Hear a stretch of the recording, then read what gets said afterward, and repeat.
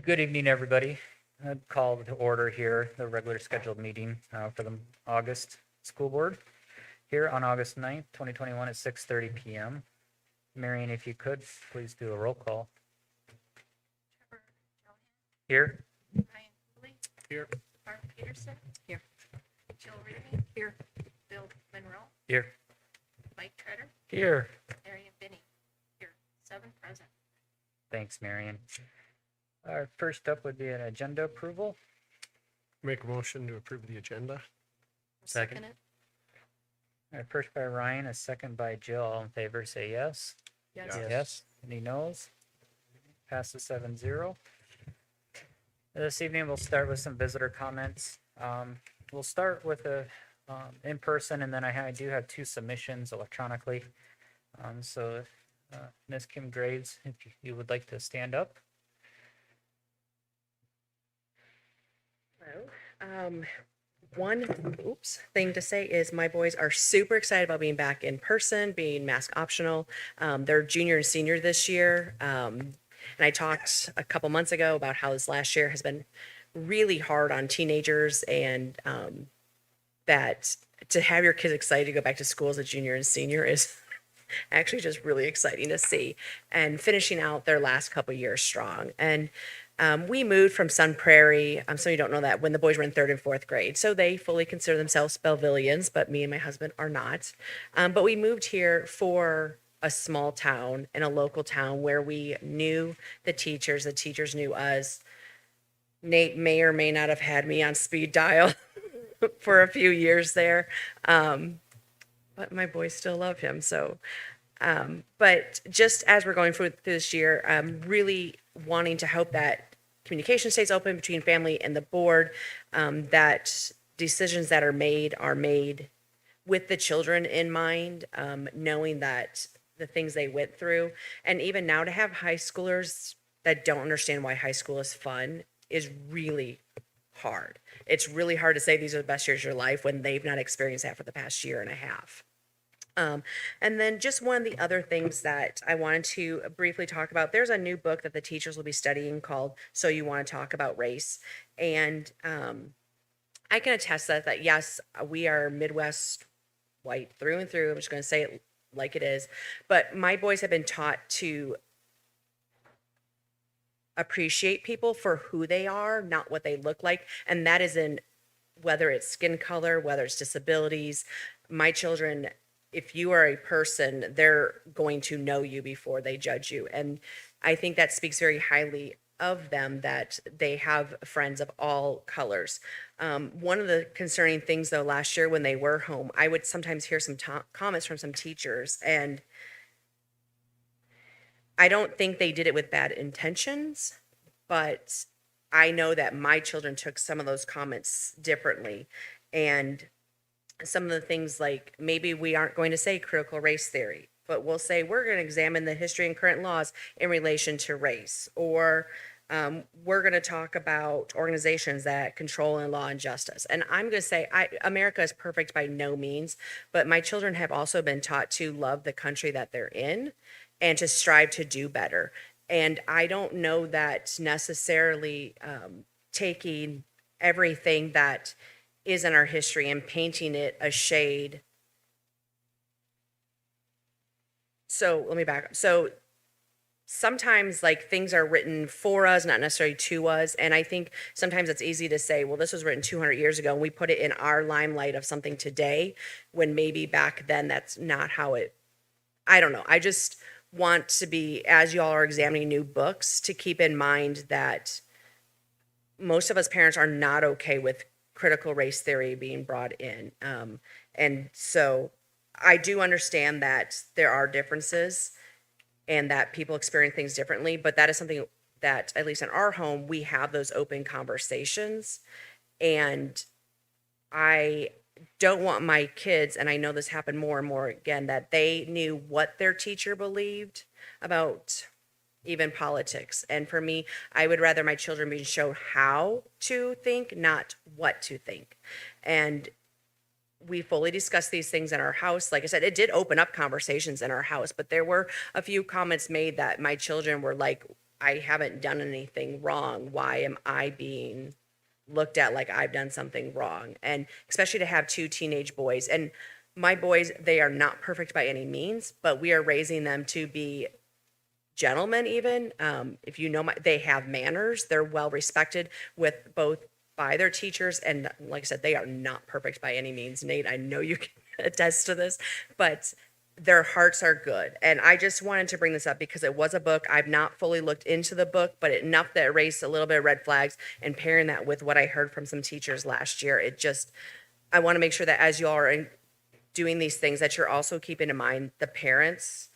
And as you're bringing books in, I'm not the only parent that either kept their children here or brought their kids to a small town because of the values that a small town has, and not want to be treated like they're in the city. And if I wanted my children to have that education, I would have chosen to have moved to a town like that. We moved specifically to Belleville. One of our top reasons was the school district. And I would like to just keep that pride and know that my children received a good education and it was well-rounded and not just tainted by new politics or whatever that is. So thank you very much for y'all time. Thank you. That was the only in-person speaker that we had for this evening. Again, 2 submissions that we had. One from Monty Marsh, parent in the district. I respectfully request that the school district of Belleville reconsider the optional mask wearing policy for the upcoming school year and require children and staff to wear masks until such time as the CDC, DPI, and DHS have changed their recommendations. Federal, state, and local agencies have demonstrated that mask wearing, along with other social distancing procedures, can slow the spread of COVID-19. As a leader in education, the school district should continue with policies that are implemented through peer-reviewed and evidence-based practices. Children in this community deserve an education that is safe and that is based on the highest of principles as a model for the future growth. Children belong in a school, and appropriate masking policies will ensure they stay in school. The effect of days out of school or serious illness brought on by not following the appropriate guidance can be avoided. My daughter is unable to be vaccinated now and will not be able to be vaccinated for the foreseeable future. This is an opportunity for the school district to be a leader in the community and ensure the health, safety, and welfare of children who attend on a daily basis. Second submission is from Landis Heights of Belleville. I'm asking you that you consider requiring masks for all students during the upcoming school year. With COVID cases rising and new variants, it seems like masking just makes sense to keep our children safe and healthy. Masking will also protect family members. I personally feel very strongly about wearing a mask because I have a medical condition and take medication which suppresses my immune system. So if I were to get sick, it would be a much more serious situation than it would be for the average person. I'm sure that I'm not the only person in the community who has this extra caution during these times. If our children all wear masks at school, we can keep our community safe. Thank you for your time and consideration. So then with that, we do have a recognition this evening again, which is great to see. And I don't want to take away from it, so I'm going to let Nate have the joy of sharing that. First of all, I'd like to have Jacob King come up to the microphone. So Jacob is a 2021 Belleville High School graduate. His mom is here with him as well. And I wanted to, first of all, just talk a little bit about the accomplishment that we found out about earlier this summer. So it hasn't been too many times in Belleville High School history that we've had national merit semifinalists. Just to qualify for that, your pre-SAT score has to be within the top 1% of all the scores in the entire nation. Then, to become a finalist, they take that 1% and cut it down even further. And so Jacob made it that far along with 2 of his classmates. And then we found out not too long ago, just in June, I believe, that he had actually won the National Merit Scholarship. So if you think about this, there are 16 high schools in Dane County, tens of thousands of students in that. He's one of 6 seniors in all of Dane County to win that. And just a fantastic accomplishment by Jacob. And before I, board wants to say anything, before I turn it over to Jacob too, here's an example. We talk about the Wildcat Way. of a student that not only achieved at the very highest academic standards that you could get, but was involved in a ton of stuff. If you came to any of the plays, musicals, concerts, Jacob was there all the time in all of those throughout his high school career. So you can, and some athletics as well, clubs. So you can do both, and I think that's something that we're proud of here in Belleville, that you can really dedicate yourself to academics, but then be open to do all these other things to enrich your experience. So wanted to give the board the opportunity to congratulate Jacob on this outstanding accomplishment, give him a little chance to say something, and just before he goes off to the University of Minnesota at the end of the month, just say fantastic job one more time, Mr. Kane.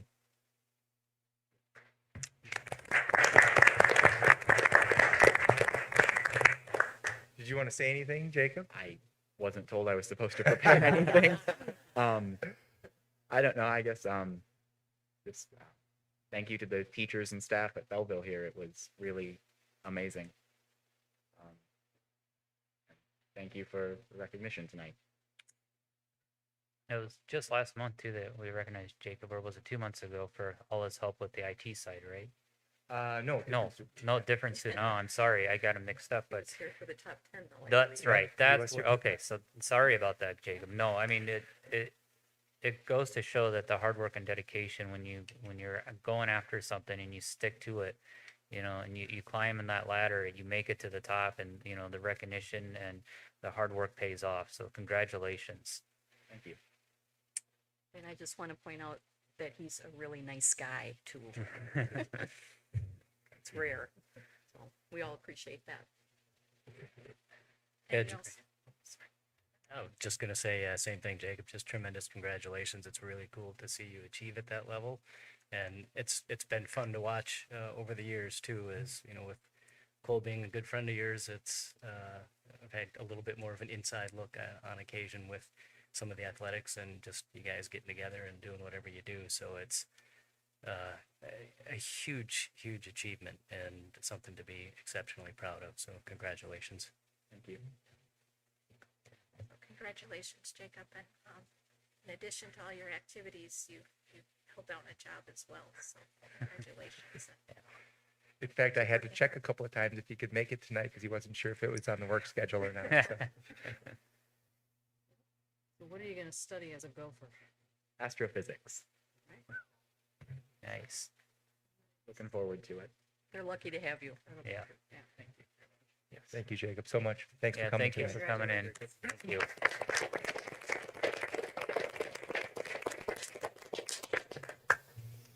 And then, kind of on the other end of the spectrum, we have a young lady here, Morgan. And Morgan is with her mom. Her mom's actually subbed in the district in the past.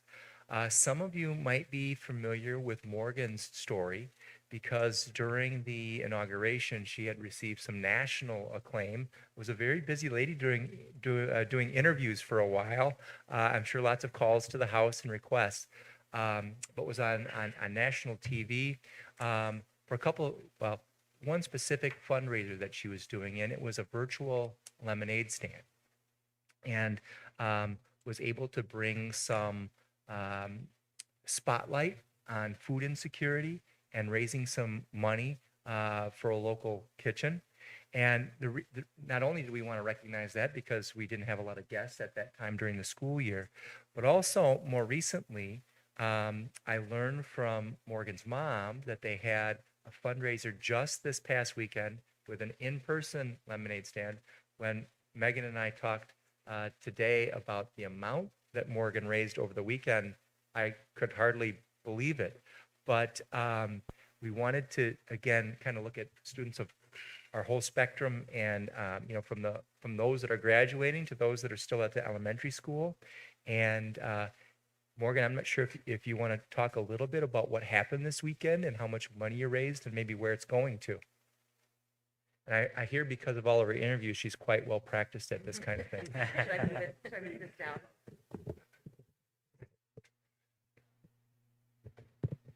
Tell them about what happened.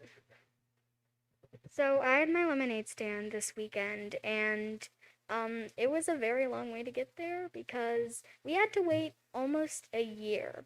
Well, actually, a year.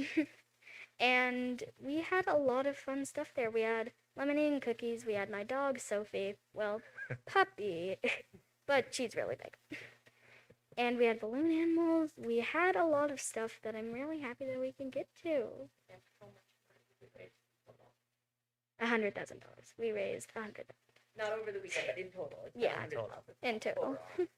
Wow, Wow. that's awesome. Yeah, that's amazing. Congratulations. Thank you. I remember seeing you on the news and being spotlighted during the inauguration, and yeah, that was really neat to see. Yeah, I did have a lot of memories that day. I Thank bet. you, thank you to Miss Rear for letting us skip out of one of our virtual classes to do an interview with CBS. Yeah. And so where does that money go to, Morgan? It goes to a food and security pay what you can place called Little John's. And they're just about ready to open their restaurant now, aren't they, in Pittsburgh? Pretty sure. Yeah, it's coming. And I'm super excited about all the restaurants that they have and how good they're growing. I'm just super happy that people are raising more awareness because of this restaurant and all of his other ones. I think that's a great area to bring attention to. Where did the idea come from? So it started with me and my friend in actually January of last year. So we both watched the news and saw all of like the problems that were coming up. So we switched through a lot of stuff. And it was January, so we couldn't have the lemonade stand yet because it would be too cold. And we waited until April, but we couldn't have it because of COVID. So I thought we could have it virtual. But at first I didn't know what to do. I was thinking of medicine for COVID, but we didn't have the vaccine yet. So what I did was my mom's friend told me an idea since she was the president of Little John's at the time. So that's how I got the idea for Little John's.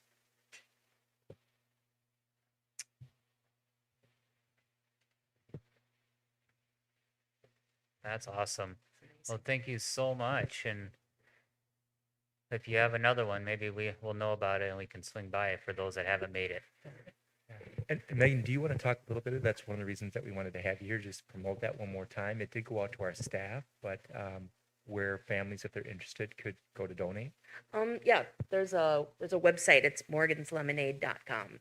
And if people want to donate there, then they can do that. And Little John's has different events going on at different times where people can donate to. I think that we're going to be done doing lemonade for a little while. Morgan has started a dog walking business in our neighborhood where she is raising money for the PTO. So I think the PTO has about $30 coming. Not 100,000 yet. Well, keep up the good work. Thanks so much for giving back.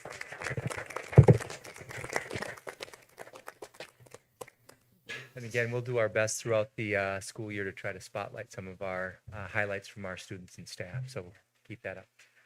Thank you for coming. Next up on the agenda this evening will be going under correspondences. And Nate, do you have a couple? Yeah, I have two of them, both dealing with the pool, both very complimentary. So Jamie Stevenson, we have worked with school district for probably about 2 years now. He's the EMS director here in Belleville. We worked out with him on the safety committee for the school district. And recently at the end of July, Mrs. Trado and the pool staff had organized a training. And after that training, which the EMS was invited to, he had this to say. This is dated July 21st. Gene, thank you for inviting us to train with you and your staff last night at the pool. I am very impressed with the skill set, knowledge, and professionalism of the entire group that was there. The teamwork was great during the simulations. Everyone knew their job and each performed it well.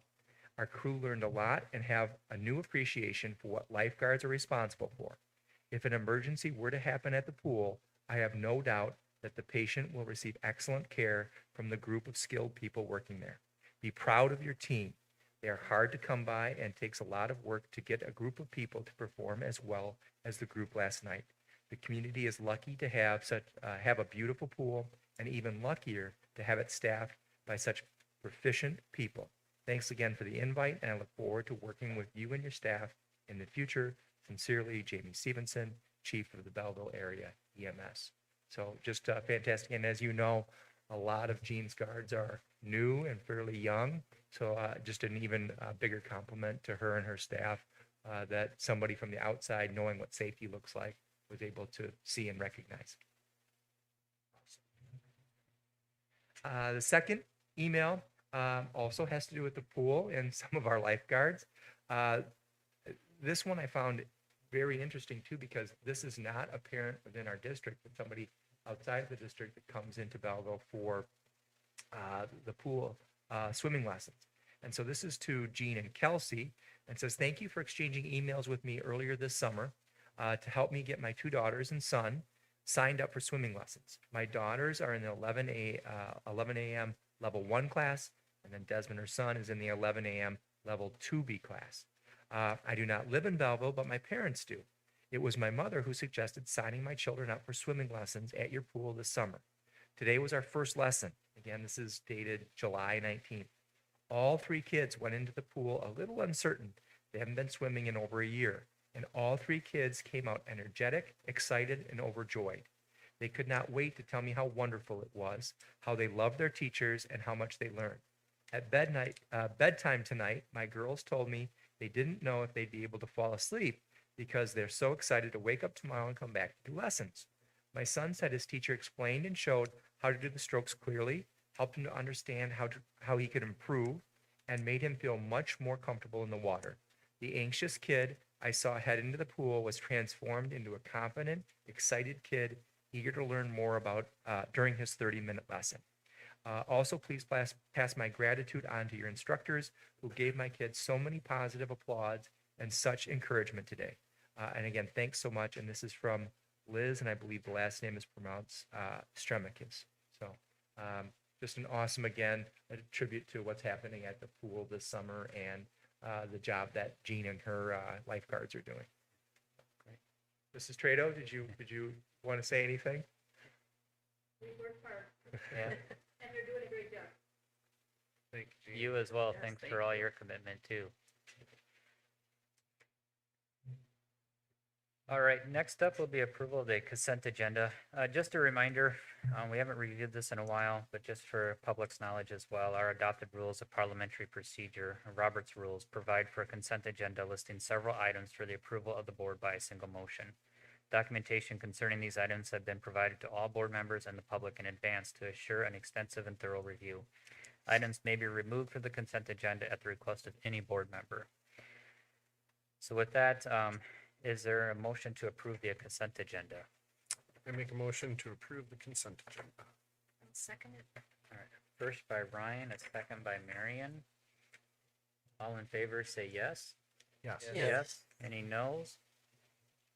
Motion approved. And now we'll move on to district administrator report. So I have about 4 different items that I'd like to report on. The first one is an update on our local COVID-19 numbers and positive cases. As of this morning, checking those numbers, and again, I think for those that were here for the community chat, they maybe learned that these numbers aren't updated over the weekend. We wait and get those updates again on Monday.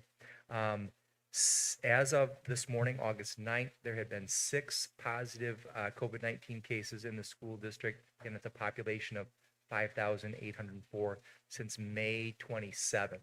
And again, I had put that information in the parent letter that went out at the start of this month. We are seeing a little bit of an uptick since about the 3rd week of July. Many of those came in the last few weeks. Not much happening at all from May through June and most of July. Similarly, there have been 9 cases in the Belleville census tract in that same time period, again from about May 27th to today. Where you do see a bigger jump in numbers is in that 4 census tract. So that, again, that would include Belleville, Brooklyn, Monticello, and New Glarus. That population is much bigger, 22,083. In the last 14 days, we've had 25 cases in those 4 census tracts together. At one point in time, we were down to 1 day in the 14 days. That was prior to July 16th. So you are seeing a little bit more activity in the local area as well. In terms of vaccination rates, we do have nearly just about 63% of the total school district's residents that have completed a COVID-19 series. Again, that could be one of the Johnson & Johnson shots or both of the Pfizer and Moderna shots. That's a public link that you can get from the Department of Health Services. That would mean that 3,653 Belleville School District residents have received a full vaccination at this time. So that's the latest news on vaccines. Masking, as the board knows and probably the public knows, we've seen quite a bit of activity in recommendations in the last 3 to 4 weeks. The school district has not changed anything at this point with its mask optional procedures, but we did receive on July 27th a recommendation from the CDC that all teachers, staff, students, and visitors to school, regardless of vaccination status, mask indoors. The CDC, and this went back again in the parent letter that went out earlier this month, the CDC has mandated masking on public transportation, which would include buses, through September 13th. There's no new update on that. I keep looking for that. Similar to the CDC, Public Health Madison and Dane County has had similar, again, guidance. This is a recommendation, not an order, to be clear on that, about masking indoors in schools for everyone, regardless of vaccination status. The other recommendation that has been made fairly public is from the American Academy of Pediatrics, something very similar of masking in schools at this point in time. I will leave that at that. The other thing that I wanted to note, and again, the parents got a copy of this, is our protocols for the upcoming school year. We will continue with 2 things that were very successful for us.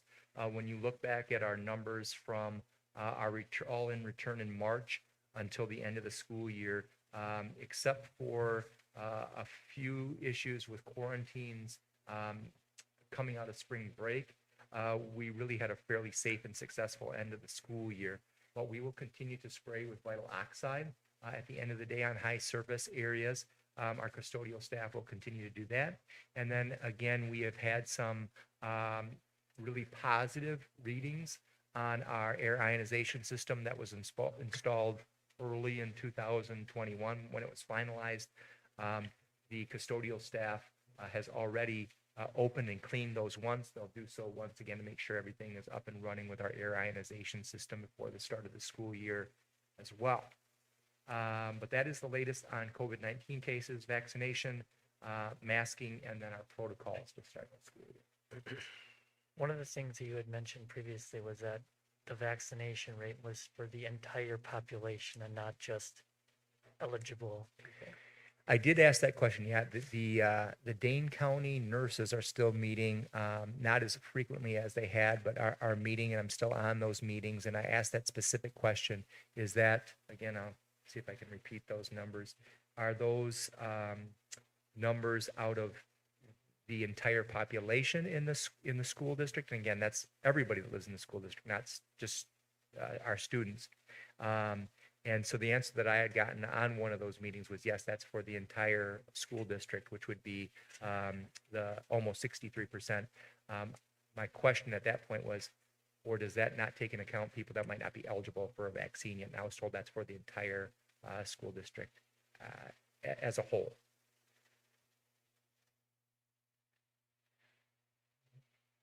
So Nathan, and you know, we've seen a slow rise now in COVID again.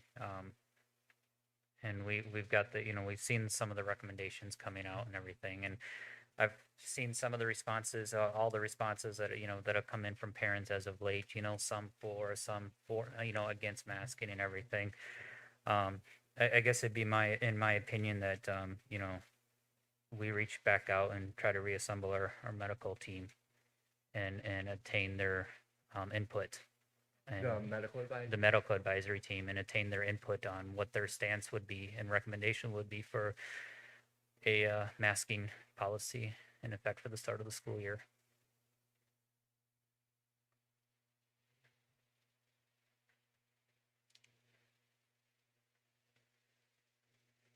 Yeah, that committee has not met since, I want to say January, but I can reach out and see who's available and still interested. And Yeah. see what I can do. Yeah, I think that would be good for us to reach out and kind of see where they're at and what their recommendations are.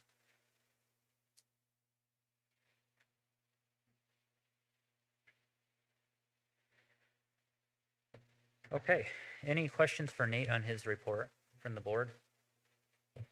I have one question, Nate. You gave the numbers for the percent of the population that was vaccinated. Do you happen to have any idea what the number is that even have had a partial sequence in Yeah, addition to I that? think I have that right here, Bill. I've got that tab up. Just manipulate my screen. At least one dose is a little bit higher. As of today, the 9th, it is 65.6%. So that would be 3,807 residents out of 5,804. Thank you. You're welcome.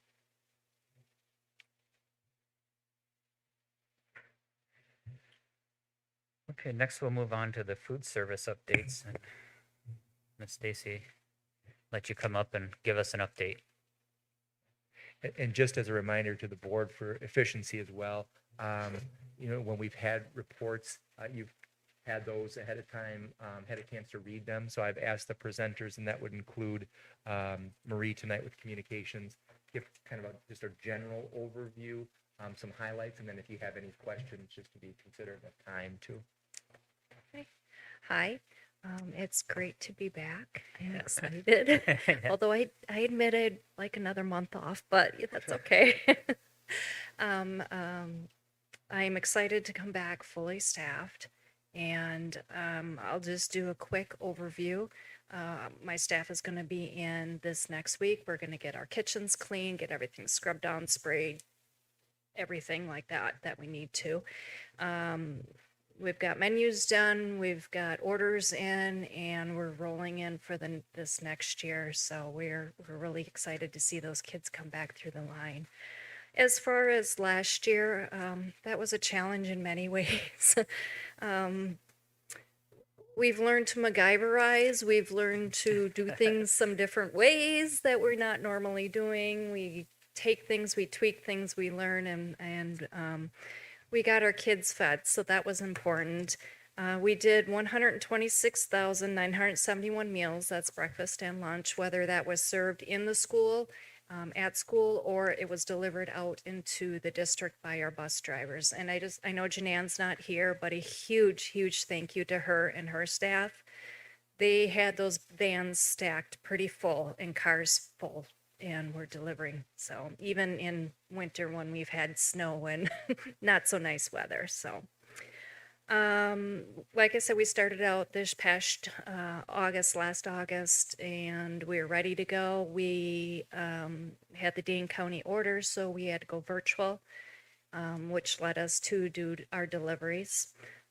Eventually the kids came back in January, February, and March, and we all kind of staggered back in. We made adjustments to get the kids fed, and we still did our virtual meals. So this past year, we've had an operating gain of 34,000 plus. We're able to buy new trays for both schools, and we're also looking at a sandwich slider for up at the high school for our a la carte. And that's just a big warmer to keep our sandwiches hot so kids can come in and grab like a quick sandwich or whatever they would like. So USDA did extend free meals for us for breakfast and lunch for this entire year, and it ends June 30th. I don't know if they'll be extending into the next year, who knows, but at least for this year, all of our meals will be free for the kids. We'll also be providing for Once Upon a Time. I'm working with DPA and all that to get the proper waivers and things like that with them. And so far we're good. We're going to keep continuing to have Dawn pick up food from us, and then she takes it back to her kitchen to feed the kids. And then we get the credit for that. That's nice. We're also, we've got several options for both cafeterias for the elementary and middle school, high school. We'll have our a la carte fully opened, more salads, sandwiches, things like that, that they'll have a wider variety to choose from. And then down at the elementary, I've actually got 3 items on their menu, except for that first week because it's really short. But going forward, they'll have 3 options. So they'll have two hot options and then 1 cold option that those little ones can choose from. I also, over there, I have our scrapbook. It's very short and small this year. I don't have a lot to show from this year, but there is a few pictures in there. There's a few that made me tear up. We got some thank you letters from the middle schoolers, which completely surprised our high school our high school staff because they're middle schoolers. And this one I want to read to you guys real quick because this one was made me tear up. It says, "Dear Mrs. Detweiler, the kids at school don't appreciate what you do for us. You prepare food for everyone to eat when we are hungry. In the morning, there's breakfast for the kids who can't eat at home. Thank you so much for everything you do in the school and everyone in it." And that's a huge testimony to my staff. They've had to learn to do new ways also, do a lot of different ways. So if you guys have any questions, comments, concerns in any way, shape, or form, please come and catch me in my office, call me, email me, whatever. My office is always open, and I'm more than happy to work with whatever we have coming up. So, does any of you guys have any questions at all about this past year and coming year? I just had a question about the partnership with the daycare. Is Yep. there an opportunity to do something similar with the other daycare as well? I did make a phone call last year. I called both daycares, and the name doesn't come to me right now, but the other daycare, they weren't interested in food service at all from us. They have a new owner now. Oh, they I do? don't know if things Okay. have changed or not. That I wasn't aware of, but I certainly can reach out to them and see if they want to do the same arrangement as we have with Once Upon a Time. I think, yeah, your team did a great job and adjusted really well, and being able to deliver so many meals, to so many homes, and to be able to provide for, the family, not just the students. And I think that's a piece that we have to remember here is that you opened up the kitchens to feed families, almost 3 meals a day, at least breakfast and lunch, and you pre-packed those ahead of time, and they were set up for days that way. That was awesome. And it was really good to see like how you guys were able to pull that off so efficiently. My team did a wonderful job. They did. Absolutely. Just really an example of community support from the schools, and Yep. I thank you for that. Yeah. Thanks. Thanks, Stacy. Okay. Anything else? Thank you. Okay, thank you. Next up, we have Marie Perry, Communications Director. And Marie's been very busy, even through the summer, and I'm really happy to see like all the great things that we're constantly seeing. So, I'm just going to start off by saying thank you so much. Thank you. I truly enjoy my position here, and I enjoy working with everybody that I get to work with. It's a wonderful team. It really is. And you can't do social media on your own. You have to have things to be be talking about. So it's nice to always know that there are things going on. I had a great opportunity, even coming in late in the school year, to get my feet wet and have a good platform. And we accomplished a lot of things that were on last year's long range plan. We redesigned the district website. I was so lucky to work with Chris Armstrong and do that. And I think we have a really great platform to start our year. A lot of spaces for new news stories. So I'll be starting to work on those things as we get going in August. And I've also been really happy, in addition to the engagement we've been able to do with social media and being able to have that this summer, to be engaged with the post messenger recorder, excuse me. We've done about 26 articles to date. We've been able to write at least monthly this summer to keep up with summer school. And Nate and I noticed that those were starting to be picked up by listservs statewide in terms of educational news. And so we've really gone beyond just our community here and reaching out statewide to make a mark for Belleville. So I'm happy about that. As for this next year, I just wanted to highlight a couple things that we're working to build from our original platform. We are going to complete the trademarking of logos with the state of Wisconsin. So we've been working with that, and we'll have a nice template then to move forward and get those finalized. We're also going to work to create a new district brochure that really would serve as a great outreach piece for our community, especially when we want to welcome new families into the district. And we're also going to work on a creative promotional video highlighting the assets that the school district of Belleville has. We started this spring with graduation and other things going on and starting to capture some of that footage, and then we'll be building on that, hopefully for a February release. Do you have questions for me?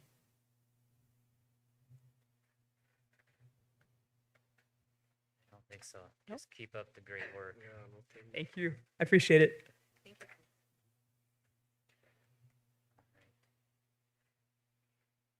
I know, Miriam, you weren't able to make it last month, so we're glad to have you back this month. Do you have any updates from CISA 2? I do. We had our meeting on July 20th, and we were virtual again, and had our usual reports, and not really, we didn't have any presentations. We did discuss the annual conference, which is December 1st through 4th, and that's going to be in Houston, Texas. And we had some hires and just kind of the typical board action.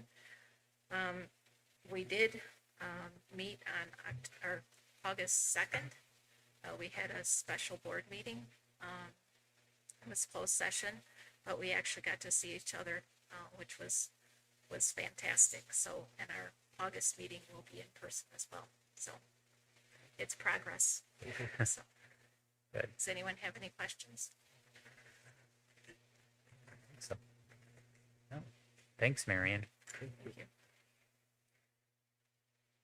Okay, we will move on then to discussion possible action items, and the first thing up on the agenda tonight will be the FFA National Convention trip request, and we've got Melissa Knutson here. Hello. Hi. Feels weird to be back at school things and all of that. Gotta get used to it. So obviously last year we did not do this trip, but we've done it in years past. And I have a very extremely general itinerary that was in the board packet for you. But nothing like the details of like times of things or like keynote speakers or anything like that haven't been released yet. But as our ag teacher group of our schools of Monroe, New Glarus, us, Verona, Argyle, and then we decided to take on Judah this year. Our main reason is that we don't take any parents, it's just us staff. And Mr. Ziegler was our male staff member and he retired. So us girls were sitting there and we're like, we need a guy. And so Joe at Judah, he is new teacher this year there, and so he was looking for a group to go with because they typically take a van by themselves, and he didn't want to take that on anyway. So we're like, okay, we're gonna take Joe from Judah, and then we got our bases covered with that. But we don't miss Halloween at home this year, so I'm excited about that piece. But we have our dates and everything like tentatively, and obviously I don't know what's gonna happen with everything. But we have schools that are in Dane County, Greene County. So as far as like rules and stuff like that, we'll go with, whatever anybody has to do. We'll all go with those restrictions or whatever that would look like.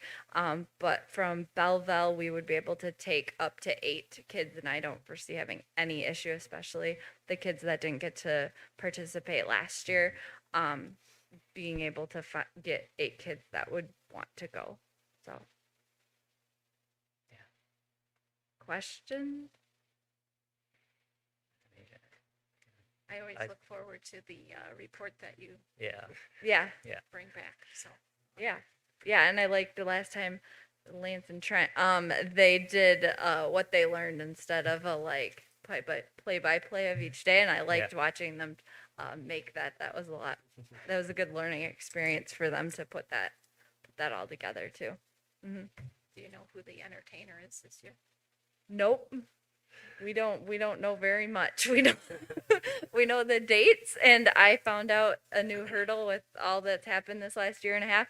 If you need to book busing, best of luck to you, because the bus drivers, they didn't need them, so they went elsewhere. And so I called our normal Badger bus, and they're like, our office staff is driving school bus routes. Like, we do not have somebody for your trip. So I had to call. I ended up with Lamers, if that's how you say that. And they could do it, but I was like, the trip, domino effect of all of that.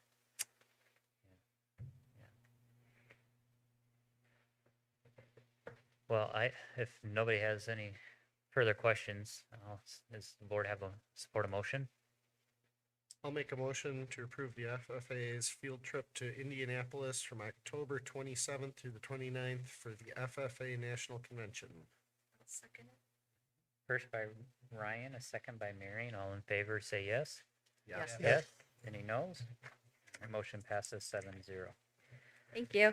Listen, I think the only other thing they need is like a selfie stick for like a first person view, while they're there, and they, Oh, share don't that. put me in charge of that. Oh my gosh. They enjoy taking pictures of me though. Yeah. Thank you. All right, next item on the agenda will be the 2021-2022 extracurricular and advisor approvals.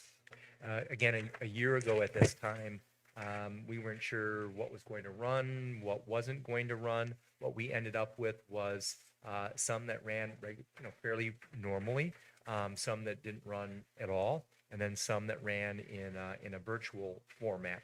The thing that I would point to the board is that it's exciting for me to see some of our new or newer staff, maybe in their first year, will be their first year next year, or they've only been here a year or two, and you're starting to see those staff members take on some of these duties and roles. And while they do get paid a little bit for it, our administrative team always talks about value-added staff members and what they do outside of the classroom that really adds value, that they take on some of these responsibilities, which makes, again, the students' experience so much greater than just what they might have in the classroom. So all those positions are filled. We're excited about that. There are a couple of pilots, and as I tried to explain to the board, when we have a new proposal for a club or an activity that hasn't been paid in the past, what we're looking for is some student interest over time that shows that this is going to stay as an active club before we would pay the advisor. So we're looking at a couple of those as well. But no, we're really excited that things look like they're back on track, and that we have some new advisors for the future that'll be doing it for the first time and probably learning a lot.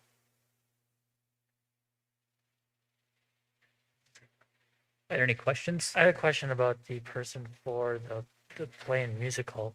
They're not a staff member, are they? Or No, not a staff I member. Yep. recognize the name.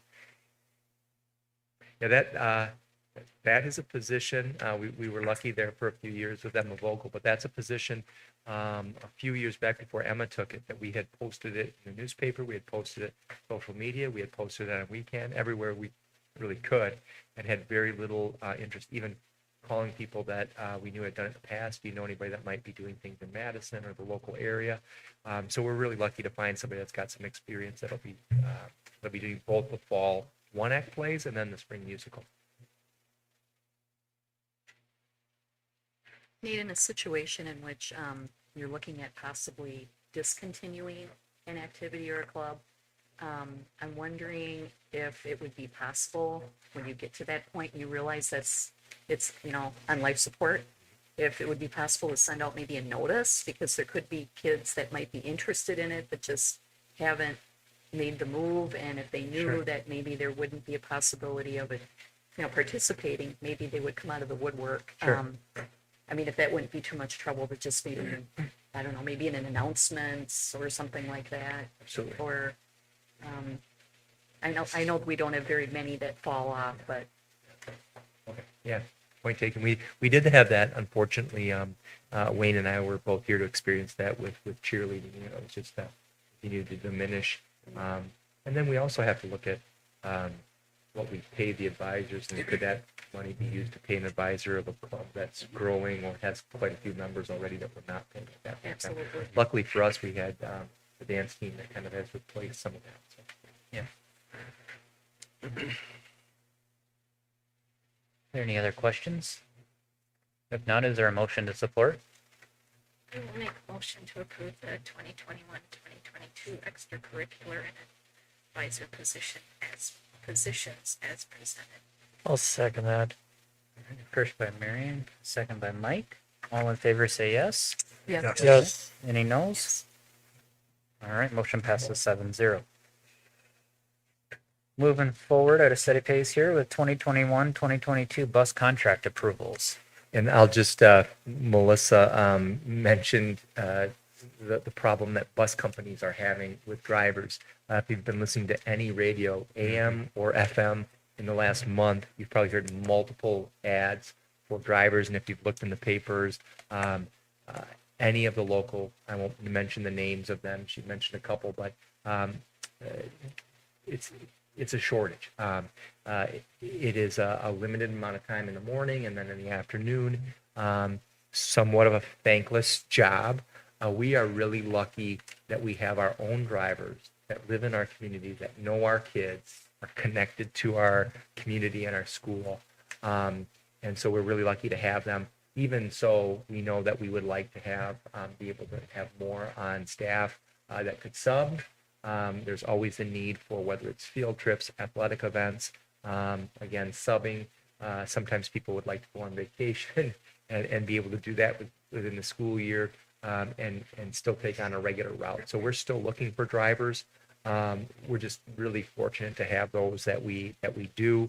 Again, they've got to renew their license. They've got to go through a drug test every so often that's randomized. They do a lot. And again, just if you've seen the interaction that our drivers have with our students, it's much different than what you'd find in a district where there's a third-party vendor that those drivers don't know those kids, and then they might be on a different route every so often. So it's very, very, we're very fortunate to have them.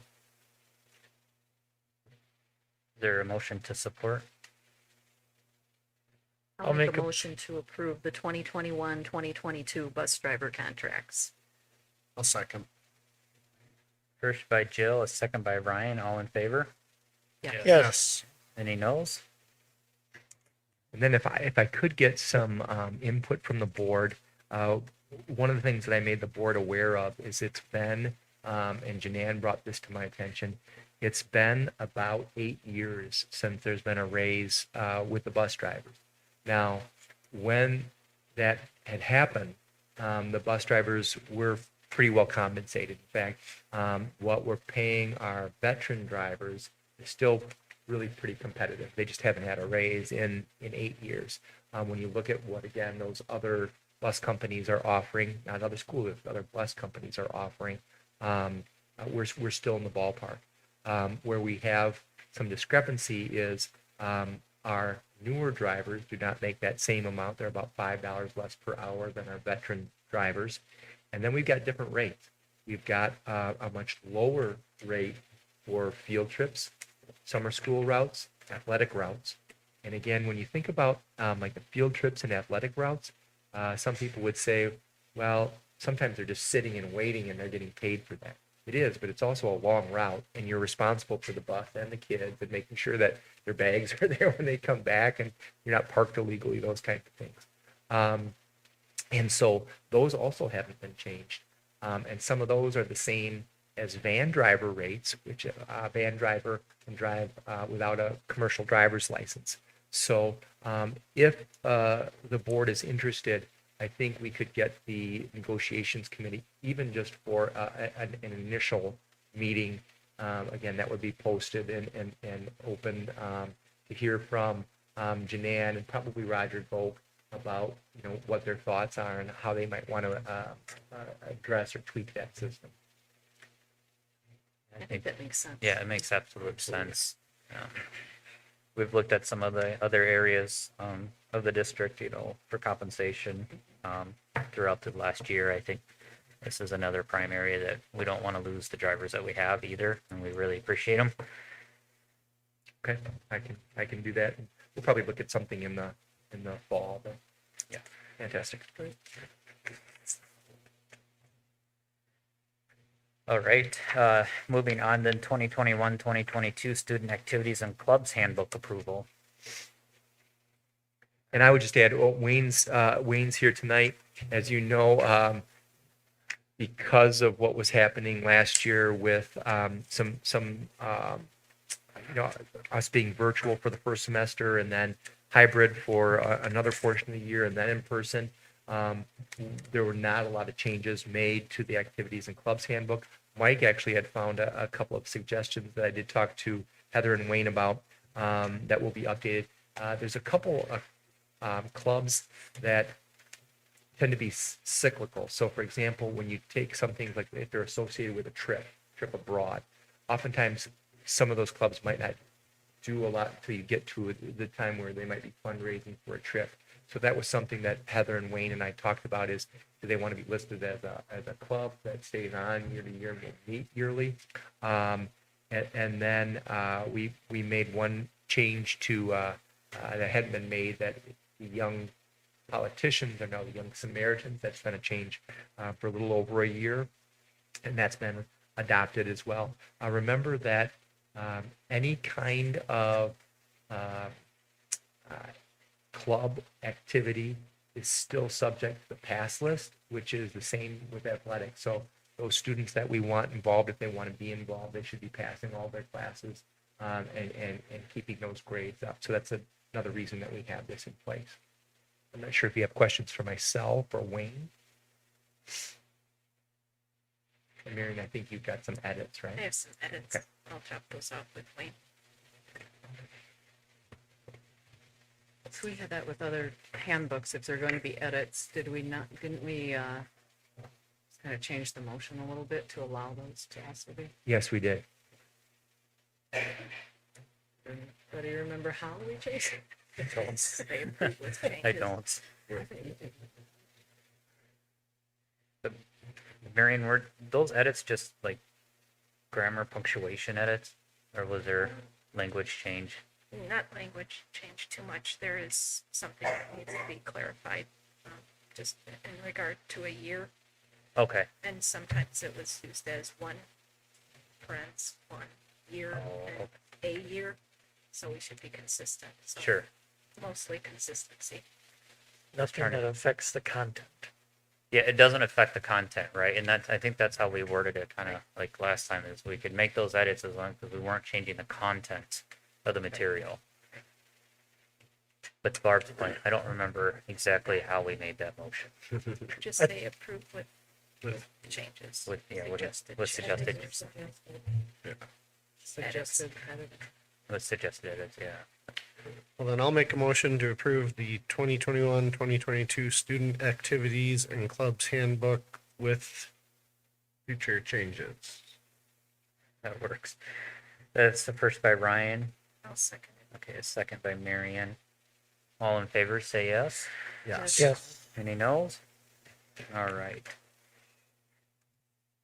Okay, moving on then, we'll have the 2021-2022 quarantine procedure approval. So last year, it was quite an interesting year to try to keep up with half of our students in one county, half of our students in another county. And then you would have national CDC recommendations on quarantines as well. And what we were finding, actually, I brought some of the examples with me, is that if a student lived in Greene County and was named as a close contact, the letter that they might receive from that public health department was different in what was being suggested in the quarantine than if they lived in Dane County. And so what we wanted to make sure that we did this year is take those two counties, take the CDC recommendation, which we had kept a 14-day quarantine throughout the school year last year, and then make those changes for the upcoming school year.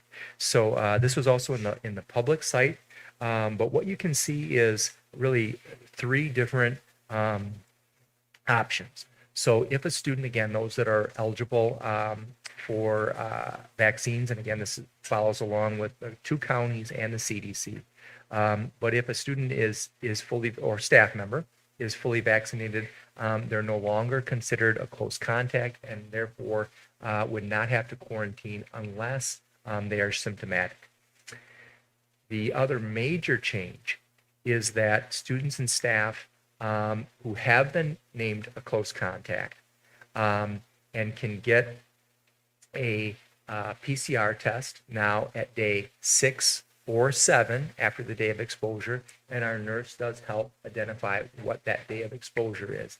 If they come back with a negative test on 6 or 7, they can come back on day 7. That gets, again, both students and staff safely back in a much smaller, narrower time frame. There is one more option where is a student in particular does not want to test. Instead of 14 days, that can go down to 10 days without a test, as long as they are not symptomatic. They could return 10 days after exposure without a test, again, if they're not symptomatic. And so that's laid out in the new quarantine procedures. I will note, and I think I put that in there for the board, Public Health Madison-Dane County are incentivizing incentivizing the vaccinations and all masked environments. So in an all masked environment, which we do not have, that takes out close contacts. So at some point this year, I'm sure we will have to put in this quarantine and follow this quarantine. But in an all masked environment, unless you're showing symptoms, you are no longer considered a close contact. And that's a change that public health is trying to encourage this year, but not where the board has gone yet. Do we still have a supply of tests? We actually, so a couple things about that, Mike. We do have the rapid tests, and we have somewhere over 100, I think about 128 of the rapid tests on hand.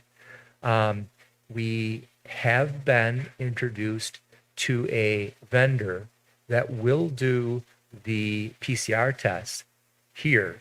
Has to be done with a courier. But we have not had that meeting with that vendor yet. Those are set up by Department of Health Services and DPI. We know that we will have one. We just don't know who that is yet. I'm not sure at this point if the testing done here in the school district will be any faster than, let's say, going to Walgreens or CVS or your local clinic. But that will be an option here in the school district at some point this year, and I would think in the very early fall. And that was something that was available to all districts as long as you signed up for it. Again, I should probably clarify that students and staff only. That wouldn't be open to the public. I may have you repeat yourself a little bit here, but so these are developed through recommendations of PHMDC? No. So to clarify, what we did is we looked at Greene counties quarantine policy, Dane County's quarantine policy, compared it with the CDC, and quite honestly, took the lowest threshold and made that our quarantine policy.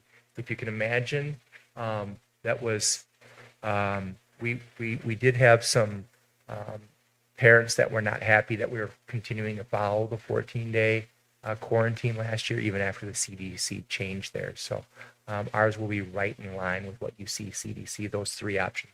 Again, if you're vaccinated, you do not need to quarantine if you're not symptomatic. You can test if you are a close contact. You can test on day 6 or 7.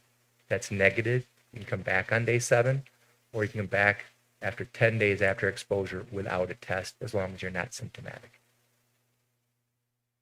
I'm not arguing it, but considering the outbreak of variant, even with those who are vaccinated, there's no concern they've raised regarding that? No, I haven't seen any change in proposed quarantine policy from CDC, DHS, or PHMDC at this point.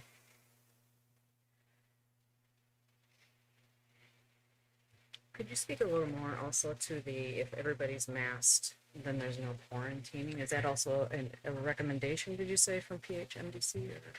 So what PHMDC has said is, and again, we have to follow public health's quarantine. So if they're considering someone a close contact, they're a close contact. And therefore we have to follow, it can be our quarantine rules, but it'll match up with what PHMDC has.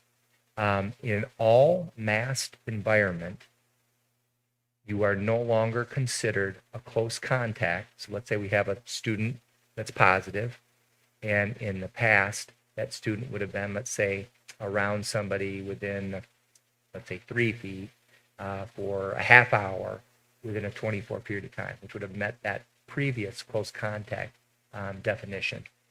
In an all masked environment, that other person or those other people would no longer be considered close contacts. They could continue to attend school as long as they were not symptomatic.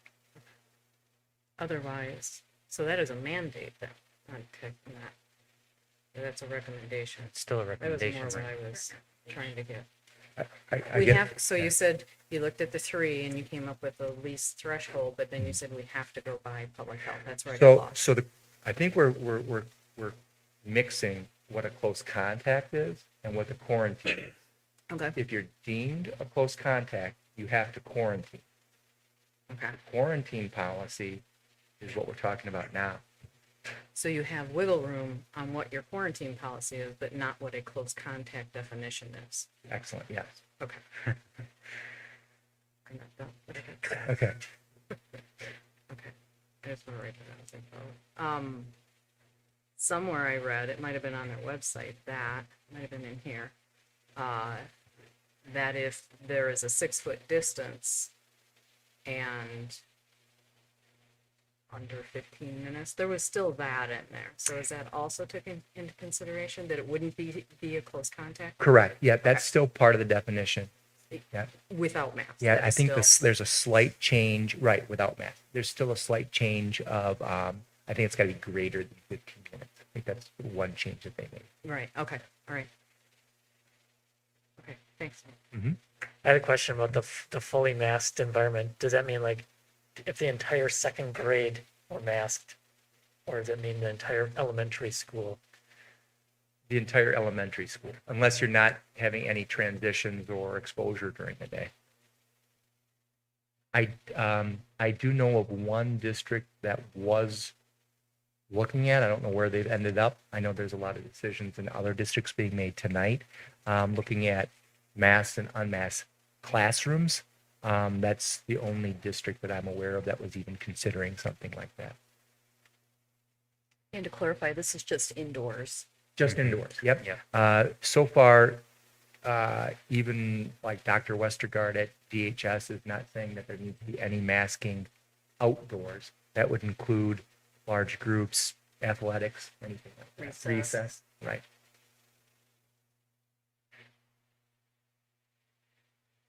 So we're going by PHMDC as far as the definition of close contact. Is it similar or the same as what Greene County and CDC has also?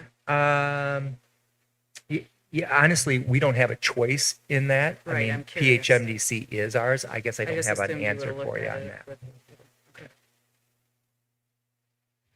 I would think it's to be pretty similar though to the CDC because they've really kind of gotten away from doing their own thing, but I guess we could look into that some more too. I'm just more curious, like, Yeah.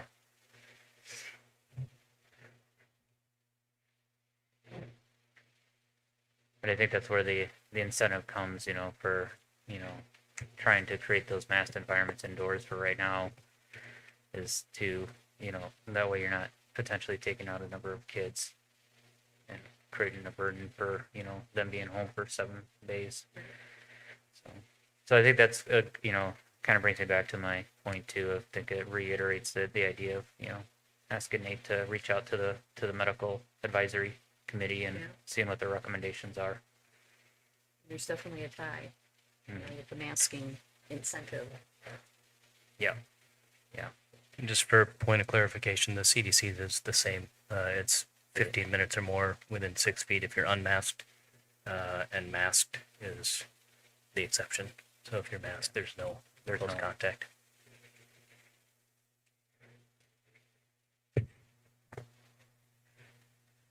Okay, so right now then, back to the focus point then would be just, the district's policy as of right now until overridden by higher authority would be, the proposed the proposed quarantine outlines. Is there a motion to support? I'll make a motion to approve the 2021-2022 quarantine procedures. I just had a question about what were you hoping to get from a medical advisory to look at this or Not anything to that look might- not to look at the quarantine policy, but to provide what their recommendation would be of a masked versus unmasked environment indoors for the start of school, for the start of school year and into, I don't know how long, I guess that would be open-ended.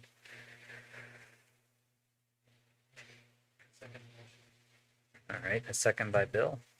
All right, all in favor, say yes. Yes. Yes. Any noes? All right, motion passes 7-0. Okay, so we're gonna come back around now to the last meeting. We approved a bid for the elementary playground equipment, and we got thrown a little curveball, and I'll let Nate explain. I know a lot of the board has seen this already, so Nate, go Yeah, ahead. unfortunately, I didn't think I would have to be bringing this back to you, but Steve and Kelsey and I have kind of gone round and round with this, thinking that it was a fairly simple plan forward. We had the original plans, we had the equipment waiting in storage, we had approval to use the equipment. What we found out is that when the original bid, the company, and I'll say their name, but when they had made that bid, they tried to go the original supplier to get the parts that they were going to need. Couldn't do that. They still have to go through Gerber, which is who put in the equipment to begin with. And so, because it was Gerber's plan, and it was because it was Gerber's equipment, and they know this thoroughly, they obviously have a much better idea about what this is going to take to put together. So the initial bid that was approved last month did not have all the details. So when I got a call, unfortunately, right before the board meeting late last week, and they said, look, the parts are going to be $12,000. When you added the $12,000 to their bid, it put them right back where Gerber was. And again, it's Gerber's design, Gerber's equipment. That changed things in our mind. I talked to Steve, I talked to Kelsey. I had called Trevor and say, here's my second suggestion now. To make things even a little bit more up in the air, they weren't sure that even after the $12,000, if this was going to be the end of the parts that they would need. So they really seemed unsure, which made myself, Steve, Kelsey, Sherry, all very nervous and questioning. And I'll say this, the representative that we've been working with has tried to be as transparent as possible. In fact, when I did talk to him last week, he said, you know what? Maybe it would be in the best interest of the school district to have Gerber do the proposal. So I'm not sure what made them want to bid and put in the bid that they originally did. I think they got into it, found out it was more complicated than they anticipated. And as you can see now, the price is much closer. Actually, Gerber's lower than that. It does push our timeline back. If the board were to rescind the bid from commercial recreation specialist and go with Gerber, could still be done this fall. They've got some projects in the Milwaukee area that they've got to get done first before they would come back here. But we could still anticipate that would go in this fall. In terms of the additional cost, and so now we're talking about maybe just over $11,000 more. Talked to Sherry about that. Oftentimes in the past years, and we've seen it, is we've got some money in the buildings and grounds budget for special projects. This would be the special project this year to get that in. And sometimes at the end of the year, we were able to buy, for example, a gator that they had wanted and needed for buildings and grounds. There just wouldn't be that money left at the end of the year if we're going to do this project at this point. Again, the demand is, I think, still pretty high, not only for the school. You'd have that dual use for the pool, and it's busy as the pool. It would be a perfect location for that. As people are waiting for swim lessons, waiting to go into the pool, waiting to get picked up, it would be a good spot for that. We even installed a new camera that would be on this equipment so that we can see everything that's being used safely, whether it's during the school day or even after school hours or during the summer. So, yeah, this isn't something that I'd like to bring back and have to ask the board to rescind the motion and bring it back. And not to throw anybody under the bus, I think it was just that we liked the bid because it was a cheap bid. This company does put in equipment. This is just not equipment that they're familiar with. And once they got into it, it's like, this isn't our equipment, so we're not sure exactly how much this is going to cost us. And I think up front too, as talking with Nate, they weren't really transparent too that hardware was going to be an addition to, and that's where that price kind of came back. And that was in the owner's responsibility, Well, which and again, you have to read the fine print. $12,000 in equipment. That sounds like they're replacing a lot of stuff. And then you do, in order to get it certified, you do have to have, all the clamps, kind of the joints, all the screws, nuts, bolts, all those kinds of things replaced. And then you got to have the right parts too to get it back to that ADA compliancy as well too. Those heights and everything set. Maybe we could sell some lemonade. I was just thinking, where is Morgan? We need her on our fundraising campaigns. So I don't know if the board has any questions, but if the board is interested, we want to make sure that if we go this route, that the bid from July, the approval of that was rescinded, so that we only have one accepted bid out there and not two on the books. And I believe we've already started some of the excavation. We had started that to make it flat. We'd already had diggers hotline came in, and again, it was maybe some communication that we as soon as they found out what that was, I said, don't do anything because we don't want to be adding $12,000 to a bid, and we're not sure what that bid's going to end up at. But again, they were sure that was the end of it. Yeah. Yeah, it just undermines the trust as well. It does. And that's kind of the point that I made to Nate too, as well as too, is like, it really takes away, eroded that trust level, in that just company in the bid process. What else are they going to throw at us? Don't like it, but it makes sense. Yeah. The kids need it, so. Yeah. At one point, the PTO had some funds set aside for playground equipment. I don't know if it's would be. They spent that on new stuff. That was the PTO that bought it, right? I think so. Sure. It might be worth just checking with the PTO.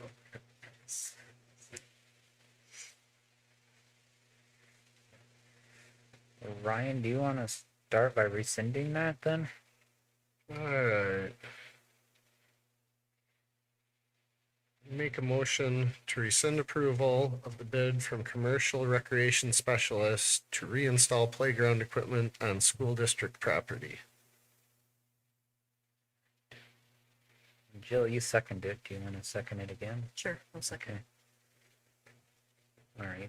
All in favor of rescinding the previous motion, say yes. Yes. Yes. Any noes? No. Motion to support the new motion? I make a motion to approve the Gerber Leisure's product bid of $38,343 to reinstall playground equipment for the elementary school. I'll second it.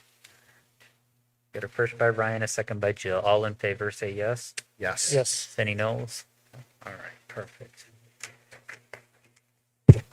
All right, that is it for action items this evening. We'll move on to just some discussion items, starting with the professional development plan. So you do have copies of the elementary school plan and the middle and high school plan. Kelsey and Heather are both here. Becca Johnson is virtual, and if you have any questions for her, she can answer them. I do want to point out that there's a couple of things in there that are changes from the past. So if you probably went back about 3 or 4 years, you would have found the plans between the elementary and middle and high school fairly different from one another. So there has been an effort in recent years to try to align them. The other things that you'll see is, and there was Marion had a question about addressing mental health. What you're going to see is we are trying to bring the two staff from the elementary and middle and high school together more often. Not only because some of the content will benefit them jointly, but also it's good to get the staff together.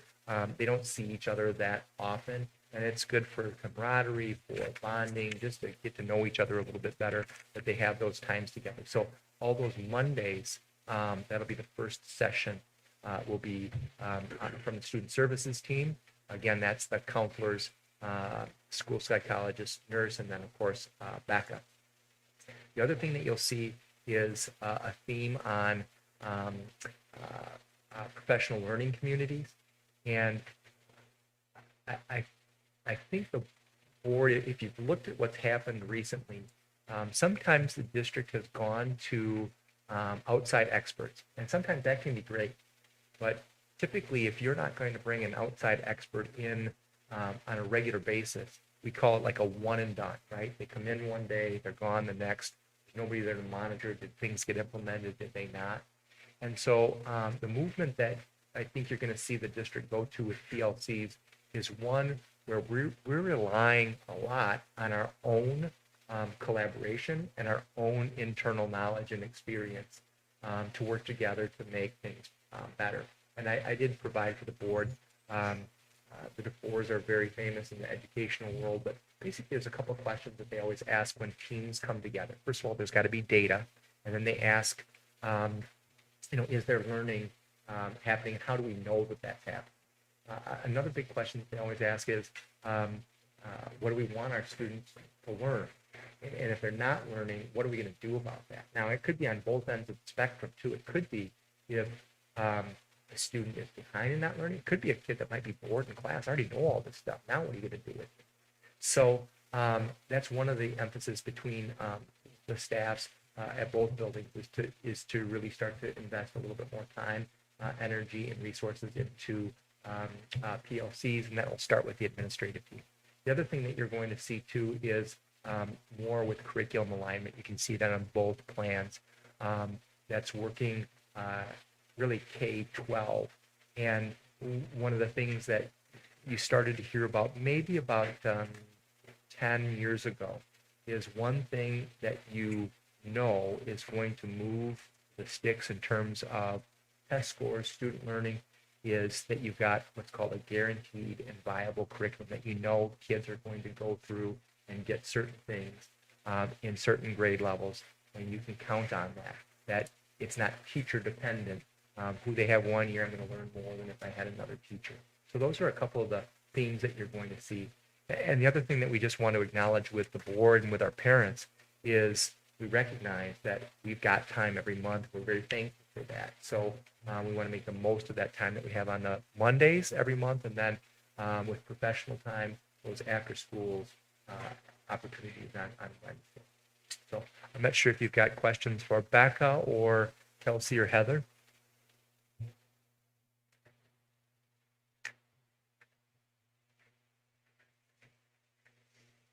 No questions from the board? No, I actually would like to talk about the book that's being used with the elementary, that was mentioned previously in an email about, so you want to talk about race. I'd love to know how that was chosen and what we're doing with it, and I have quite a few concerns about it. It was chosen from a lot of conversations that we've had with staff. I'm also part of the Dayton County Equity Consortium with Nate and Heather and Becca. I'm in one of the breakout groups from there. It was recommended from staff from other districts as well as my South Central Elementary Principals group. We haven't done equity work in our district. We haven't started anything. Staff continuously ask, please, we need training, we need discussions, we need to know how to respond to things that are happening in our district. I'm not saying I am able to train our staff in race. This is just a conversation. We are just trying to learn together, to have conversations together. And this is just one of our underserved populations in our district. We know that there are learning gaps between our students of color and between our students with disabilities and our students who are Spanish speakers. So this is just one lens that we're looking at just to learn and to explore. We are not trying to push anything onto our students or our families.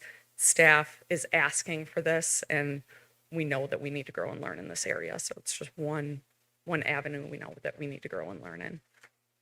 And I think I had copied the board on a response to a parent that was asking about the purpose of that book. And one of the things I wanted to just point out is our changing student population. If you'd go back, you can go on to WISE Dash, it's a public portal from the DPI. You can go back to 2005-06 is the first year that you can access our information online.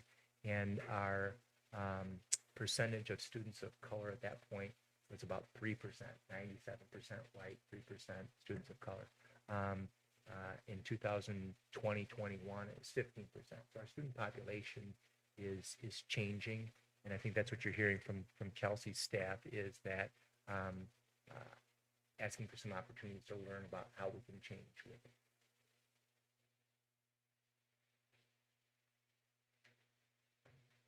That all sounded good. I still have issues with the book that was chosen. And as I look at your development for the year, it says curriculum and climate culture, and I'd like to hear a little bit more about that. But as to the book, the topics that you're talking about discussing, I don't have a problem with. I've never heard of the book. So we got an email, and all right, let's go check it out. So I in the time I had allotted, did what I could online and checked it out.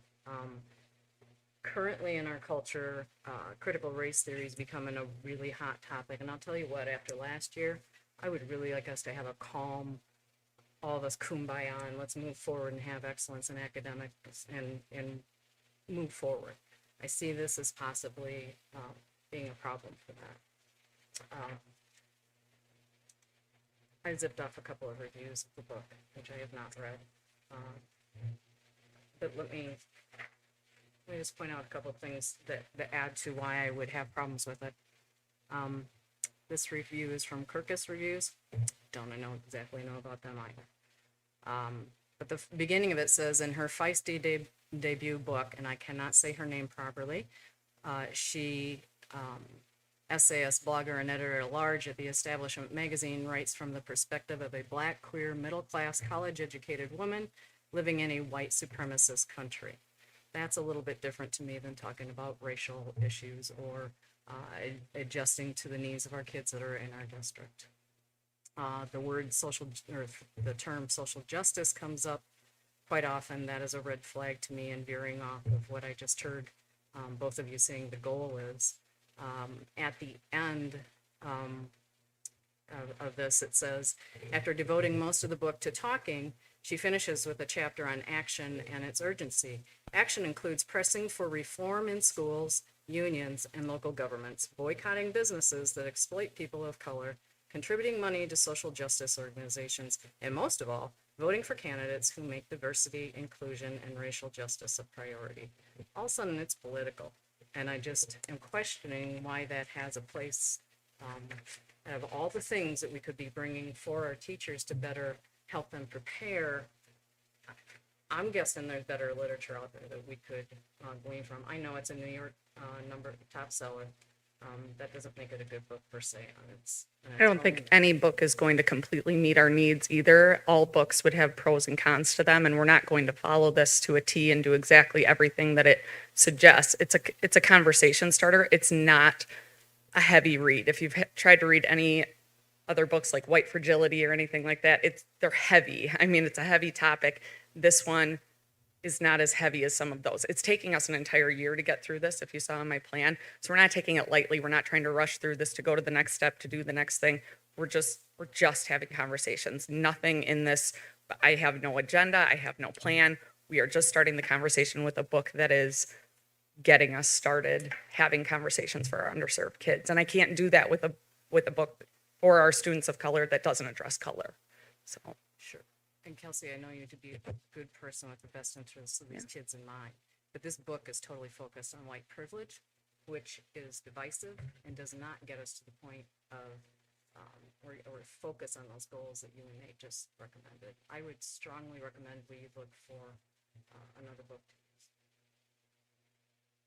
I would voice my concern to be just the opposite. And I'm just going to speak for a moment on it. I think that this is a book that this district needs. Yes, we are dominantly a white district, but we do have a strong growth happening in our ethnicities. Not only just ethnicities, but the LGBTQ groups, the kids that are identifying with different pronouns. We have to become more aware of that. And even through this last year, I continue to experience it with my own kids in this district.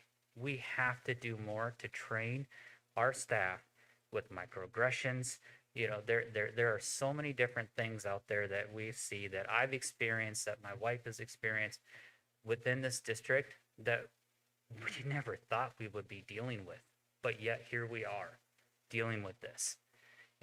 And so we have to do more to train our staff. And I think that this is a perfect spot to start, and starting to highlight some of the differences that we have that we don't recognize on a daily basis.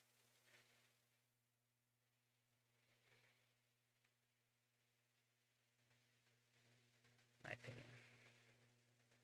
And I respect your opinion too. I guess I'm not familiar with the book, but what if board members could we just read the book and see what it's about? I think that's a better idea than reading someone's review and pulling points from that. Well, I think reviews serve a purpose for validity, though.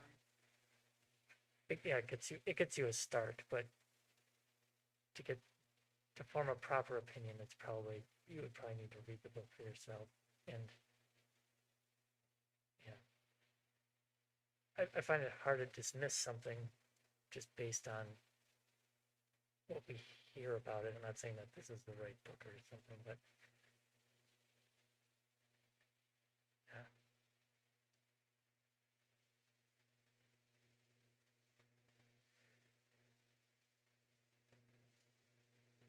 Can touch on the other committees. You had mentioned those as well. So Tanya had started something a couple years ago, trying to get 4 committees up and running, and it was a great idea, but they ran every Wednesday at the same time. So it was really difficult for her and Amy at the time to try to split their time between the 4 committees and make sure that they were running effectively.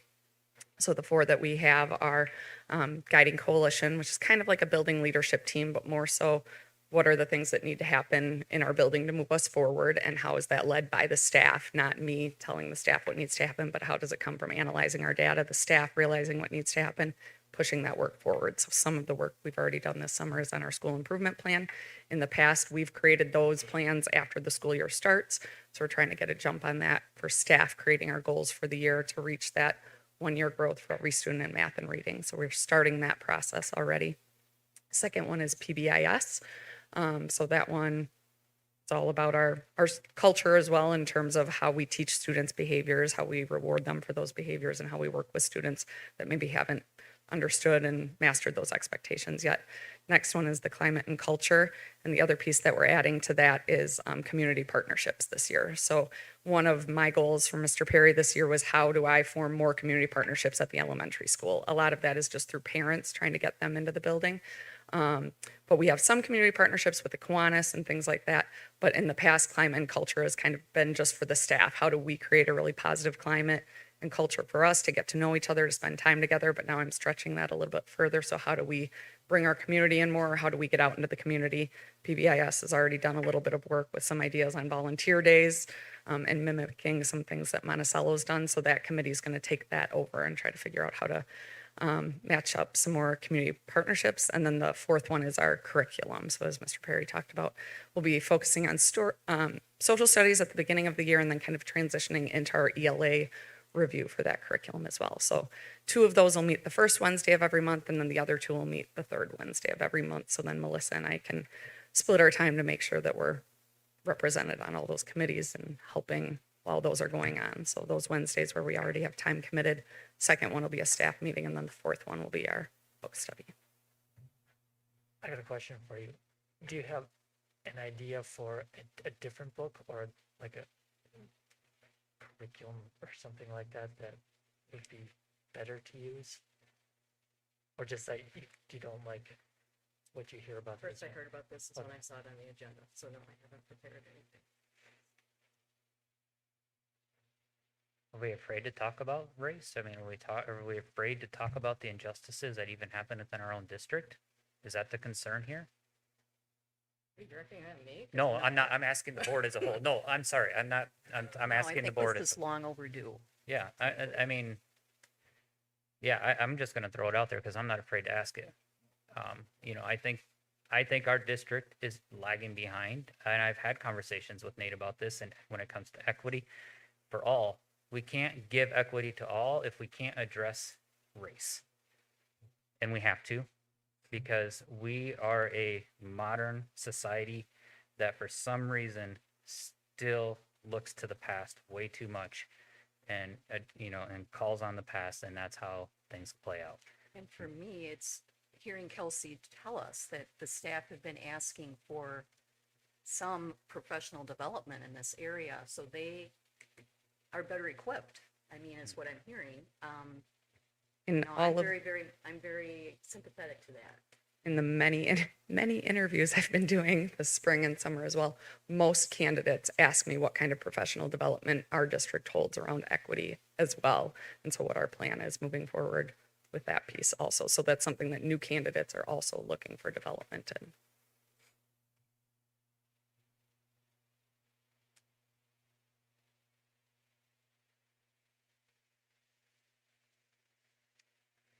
Any further discussion?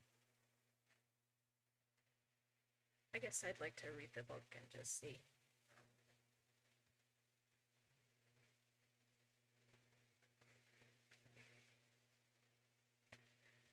Would suggest that all the board members.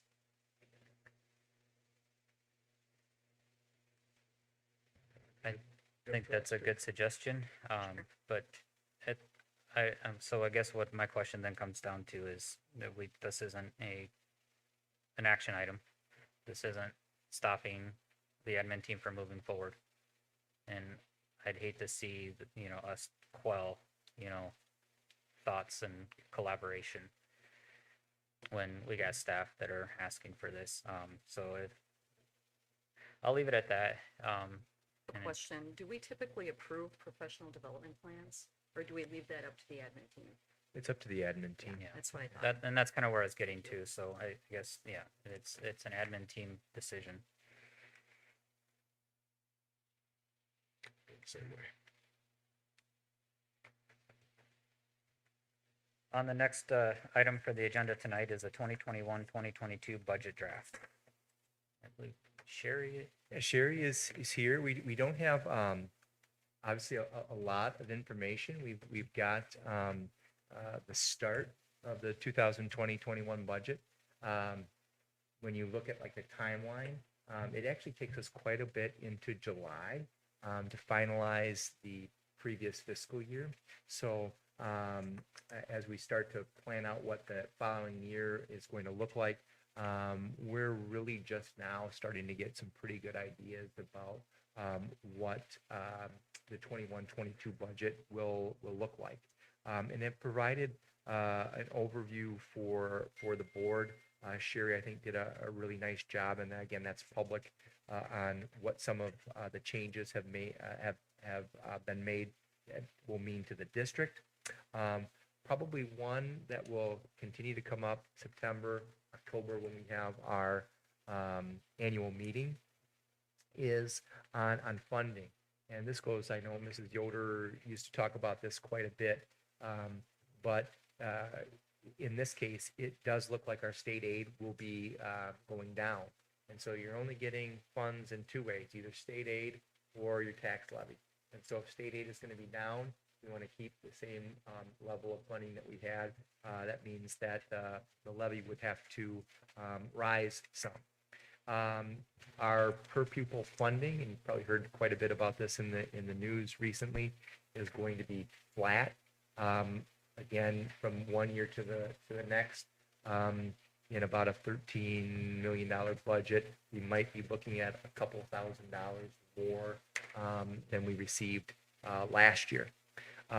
Just continue to remind the board and tell the public too, we're still operating on about the same amount of money as we did about a decade ago, give or take. And so we've done a lot of cutting. We've tried to do some things with some innovations. We've obviously gotten a lot more in grant money than we have in years past. But we're still looking at when we usually start the year, first numbers that come back, and Sherry and I talk about, are somewhere around $300,000 that it looks like when we first start out that we would be to the bad. In recent years, so again, we've tried to work around that. In the last couple of years, we've come out ahead, but that takes a lot of work and being very cautious about what we spend and what we allocate our funds to. We did, at the end of last year, roll over about that much, about $300,000 into fund balance. Part of that, though, was some savings that we did have to that pandemic that I wouldn't anticipate repeating itself. Because we didn't have as many people in the building, we had some savings in energy. We were not transporting, especially to athletic events like we would typically. Field trips were not running last year. We had some transportation costs. You'll also notice some savings in staff that either resigned, moved elsewhere, or retired, and then who we're hiring to replace them typically are newer teachers.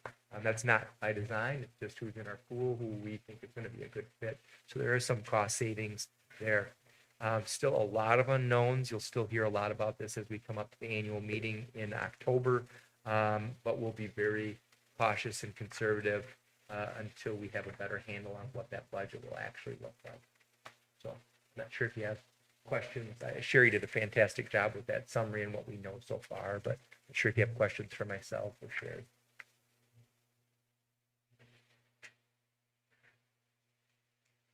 Any questions at this time? Nate, I seem to remember, and I don't know where I read it, but the ESSER funds. So I did report to the state. I think that report was due, I can't remember off the top of my head without my notes here, but in August. So we had to report overall, were we 50% in person or less than 50% in person? There's a lot of work to do just to get to answer that question, because you have to kind of show your math as you would. And the answer to our question was no, we weren't more than 50% in person. I thought that was supposed to affect our ESSER funds. Sherry's latest update seems to be more positive, and again, we're not sure if that's going to be the final number on ESSER 2. Beyond ESSER 2 is ESSER 3. We haven't even started to think about that. That can be spent all the way out until 2023. So we're still, some districts who had a much better idea about their funding for ESSER 2 and didn't have changes made to it, have already been spending ESSER 2 funds. We haven't spent any of those ESSER 2 funds yet. So those are out there yet. If you recall, though, some of the messaging around the state budget was because there's no new money, they wanted in this next 2 years you to use those ESSER 2 funds kind of supplement. And we may certainly have to do that. Of course, you knew that we were hoping we have a couple of big ticket, one in particular big ticket item with the chiller, which is a big expense, hundreds of thousands of dollars that at some point we're going to need to replace at the high school. We'd still, if the opportunity presented itself, like to be able to use ESSER funds for that. It would be possible. There are a couple restrictions on ESSER funds, and some of that is that a portion of those funds have to be used for learning loss, which of course we want to do. Kids that may have fallen behind because of virtual or online learning, we want to make sure that they're caught back up. And we've talked about ideas to do that, including after-school homework clubs, additional interventionists and support during the school day that we could also use those funds for. Yeah, ESSER 2 is getting closer to, I think we're going to have a better idea what we're going to get. ESSER 3 is still out there. We had some funds with CISA 2 for technology yet, didn't we? I mean, not much, but. Yeah, some. I think very little left over from that. And we got the grant for the bus, so that all. Yeah, the grant for the bus. So really, you're looking at a $97,000 bus that you'll take 25% off of that because of the clean diesel grant. And here's the other thing, which is awesome news, is you can use that on every single bus that you purchase, as long as you're buying the right bus. So that really could be a way for us to keep our fleet up to date. Not that we would go out of order. We've always kind of kept on a regular schedule, but instead of paying over $90,000 for a bus, now we're in the $70,000 range, which really does help. You might as well get rid of those older emission buses. The other thing too is, that Janan and Sherry and I are always cautious with is kind of like if you have a used vehicle, right? If you've already got it paid off, how much do you put into repairs that you might have to continue to pay for repairs as opposed to buying a new one where you're not going to have that repair budget?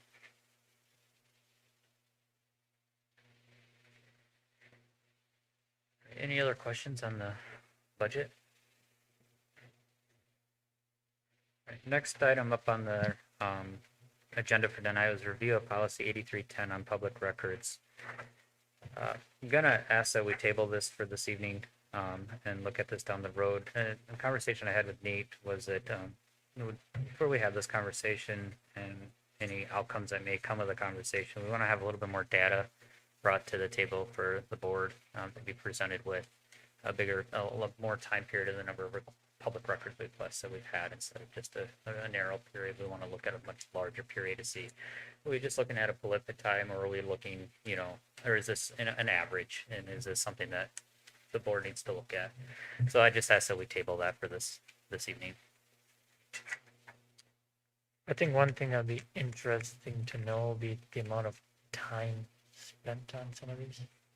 Yeah, I think probably the longest time that I'm aware of, again, some of the requests that, whether it's Kelly or Mr. Armstrong does, especially if it's a digital request, can be done pretty quickly. When it's a specific request that is looking for something specific within, let's say, emails between staff members or emails sent out or emails received, that does take some time to find what they may be looking for within that. I think there may have been one closer to the beginning of the year that was probably somewhere around 7 hours of time or something like that. I think what also might be interesting to hear more about too would be like the entire process. It comes in, you direct somebody else to find that. Sure. hand it off to them to redact or glean certain pieces from. Yeah. We had one recently with Kelly and I with that one with some redactions that would fit in that were not part of the request that we had to take out or personal things that were in there. We also kind of in this range, and Kelly and I have to check with one another every once in a while. You will get someone that will make a request. Typically, it's not someone from even in state, and oftentimes they may be a vendor of some kind. And then what they're requesting is a staff list with emails. And what we always worry about is then we're going to get spammed by these vendors. So what we do is direct them, and we've never been told, no, that's not good enough. We usually direct them to the website, say, if you want a list of our staff and their emails, you can find it on the website. It's public information right there. So we get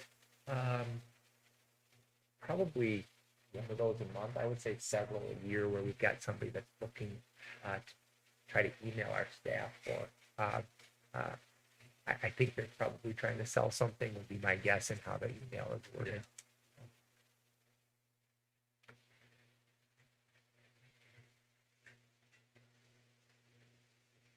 Next item for discussion was boardsmanship. Nate, I know we discussed this, but I'll kind of let you kind of go over these few topic items. Yeah, absolutely. So we are all set. So the first day that staff comes back is 2 weeks from today on the 23rd of August.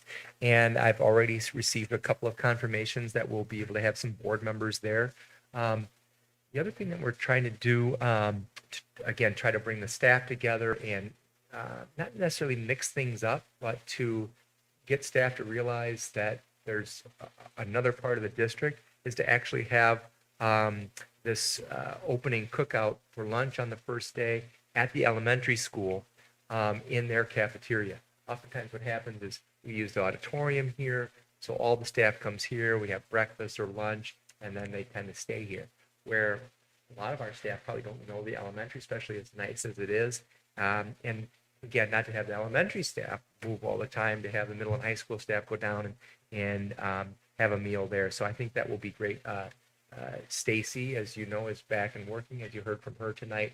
One of the things she didn't mention that she's busy with is some catering items as well. So Taher will put that on. We also have Bob Butler coming on the September board meeting for some clarification on open versus closed session protocols. He was not available for tonight, so he will serve in this slot, the boardsmanship slot, in the September meeting. And again, if there's any input on guiding principles, I know Mike had asked for some examples of what other districts have developed in terms of guiding principles. I did go back when Mike asked that question and look at some of the things I had examples for. And they do range from, like, we've already worked on some budgetary things to what would seem very important, like staffing and how, if you're going to add or reduce staff and you're coming up with staffing, and how does that go? To, there was one that I found on turf management and a policy that the board had discussed on how your turf should be managed, which I think Steve and his crew are doing a terrific job. I'm not sure if we need guiding principles from the board on turf management. Out of the examples that you gave, the ones that seemed interesting to me were staffing and class size. Like, those kind of go together and already go together with the budgeting that we already did. So I don't know if it warrants. And if the board would be okay with it, I really would like to take a look at class size with the board, because Kelsey and I have had conversations and the board has heard a lot of those. So obviously we want to put resources in our early primary grades, because you want to catch and get the best one-on-one small group experience for our youngest learners as you can. But then at what grade level is it okay to increase that? And then what do those transitions look like? So is it K1 has a certain set of parameters, 2, 3 have another, 4, 5, 6 have a third? And Kelsey's actually got some information from local schools and districts that might be able to help kind of guide that. So when it did come to a staffing decision, like we've had even in the last year, all right, how many kindergartners is it going to take before we open up a new section? That might help the board guide some of that discussion in the future.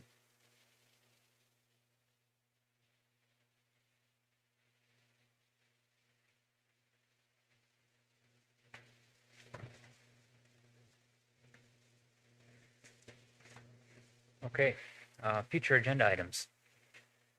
I have a list here. Again, we've got the lunch with staff on August the 23rd from 12 to 1 p.m. at the elementary school. The audit was pushed back this year, so I still think it might be another month before we actually get the result. The audit hasn't even happened yet, but that's typically on the calendar for this time of year.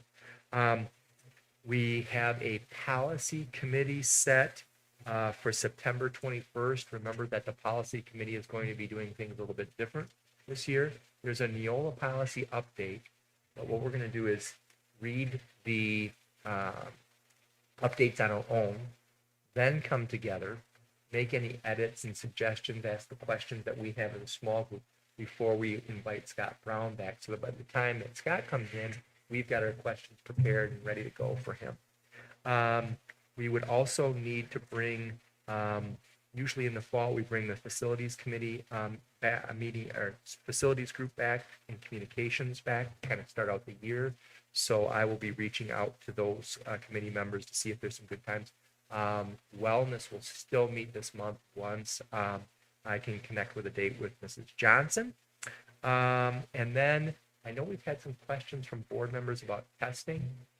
We'll have an update on testing in September because we'll have all of we've had our ACT, but we'll have our Aspire and Forward data, so we can look at all three of those at our September meeting and see how we did that.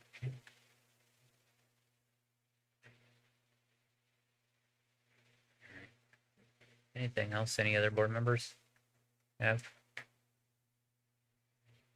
Okay. Do we ever Oh, go ahead, see Mike. the AP test results? Was that part of the report? Those will be in with the same. They just came out. I Beginning of believe it July. was July 23rd.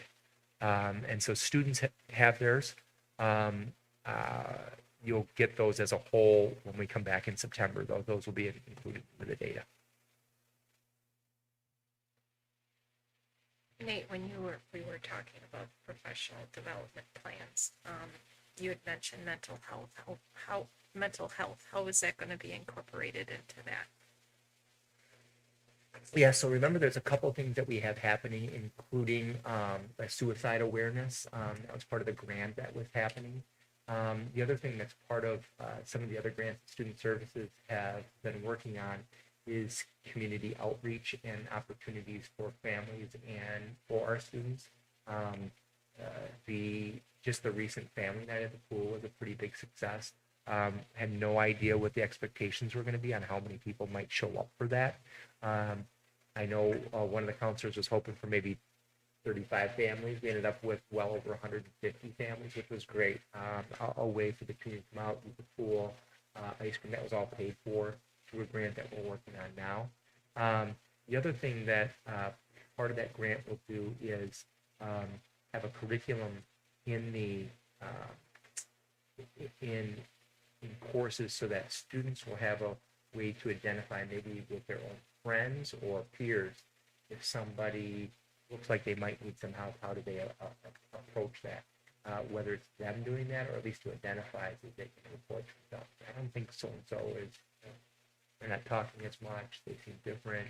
Not sure something's going on, but to identify some of those as well. Again, usually what will happen is Student Services has some time in August to help prepare for some of those sessions later on in the year, but there's time built into the schedule for that. It's just something that I want us to keep on our radar. Absolutely. Yeah. And again, we'll still have some students back that have been virtual throughout the remainder of the school year that will be transitioned back. We want to make sure that they have a successful transition back. Thank you.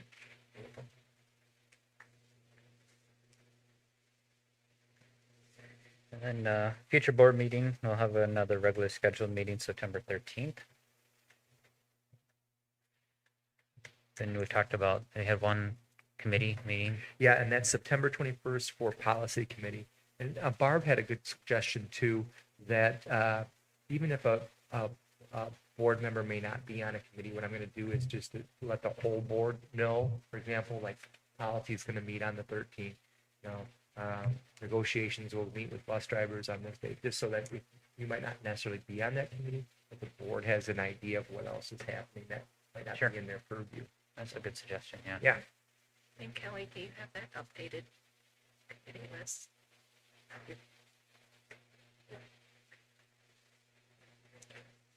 What time is that? I haven't checked. I can try this. The 21st, Ryan?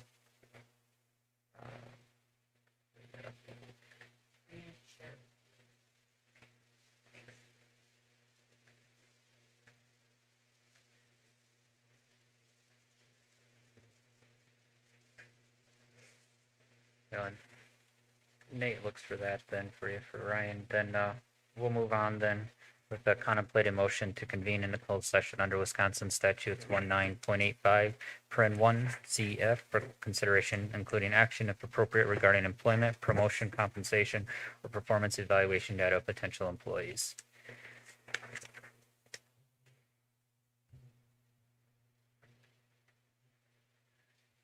Let's take a 5-minute break.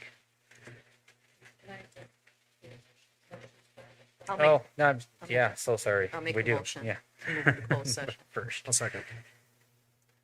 Joe. Second by Ryan. All in favor, say yes. Yes. Yes.